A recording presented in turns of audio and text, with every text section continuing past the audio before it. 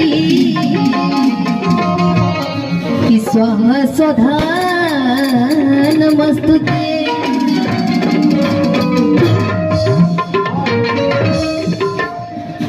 एक बार छठी मैया की जयकारी हो जाए। प्रेम से बोले छठी मैया की।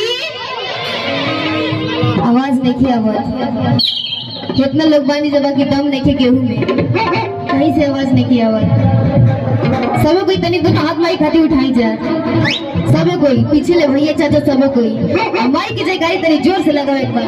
प्रेम से बोले छठी मैया की। क्या बात है, ये न लगता कि अपन मोहल्ला के आदमी झूठ रहे हैं। और देखिए एक बार कैसे माई खाती हरि की कोसिया भारत कि चौमुख दिए ना जराई हो कि घाटे पे दिया बनाई हो। ए छठी मैया को दिया में हुई है जब बना कब हो रखिया कि देवे घटिया पयाई हो। छठी मैया से एक औरत गुहार करे तारी बिंदी करे तारी किसी तेरे भाव में कि कोसिया भारत चौमुख दिया ना जराई हो कि घाटे पे दिया बनाई हो। कोसिया भारत चौमुख दिया ना जराई हो कि घाटे पे दिया बनाई हो। ए छठी मैया को दिया देखो जब लाला बाबू और किया देवे घटिया पयाई हो। ए छठी मैया को दिया मैं देखो जब लाला बाबू और किया देवे घटिया पयाई हो। कोसिया भारत चौमुख दिया ना जराई हो घाटे पे दिया बनाई हो। कोसिया भारत चौमुख दिया ना जराई हो घाटे पे दिया बनाई हो। ए छठी मैया को दिया मैं देबू जब लाला बाबू और किया देवे घटिया पयाई हो। ए छठी मैया को दिया मैं देबू जब लाला बाबू और किया देवे घटिया पयाई हो। कहाँ बिलावलू ए मैया कहाँ बिलावलू, कहाँ बिलावलू ए छठी मैया कहाँ बिलावलू। ए मैया यो जान जगे कोरल कासे बाप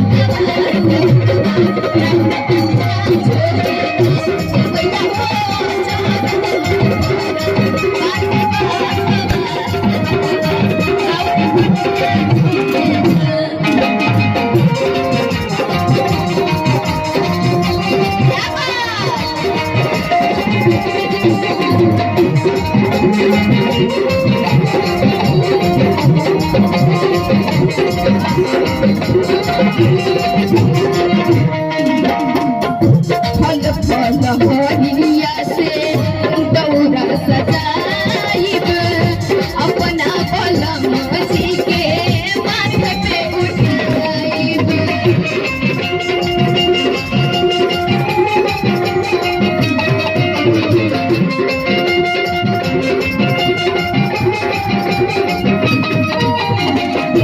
फल फल होलिया से दौरा सजाइब अपना बलम जी के माथे पे बुलाइब।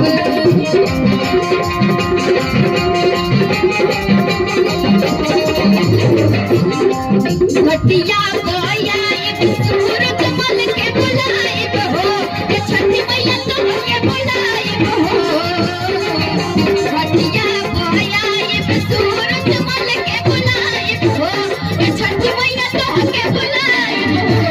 ए मैया को दिया मैं देबू जब लाला बाबू और किया देवे घटिया पयाई हो। ए छठी मैया को दिया मैं देबू जब लाला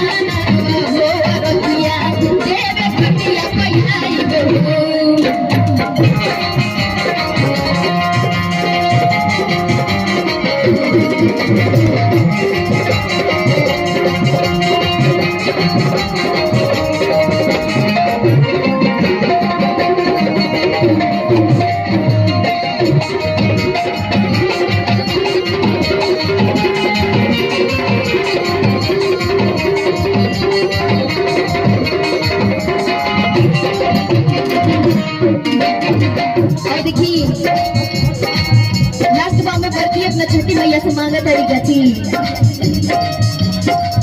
घटिया बोलाई सूरज मल के बुलाए हो ये छठी मैया तो के बुलाए हो घटिया बोलाई सूरज मल के बुलाए हो ये छठी मैया तो के बुलाए हो ये मैया गोदिया में देबू जब लला नामा हो दुनिया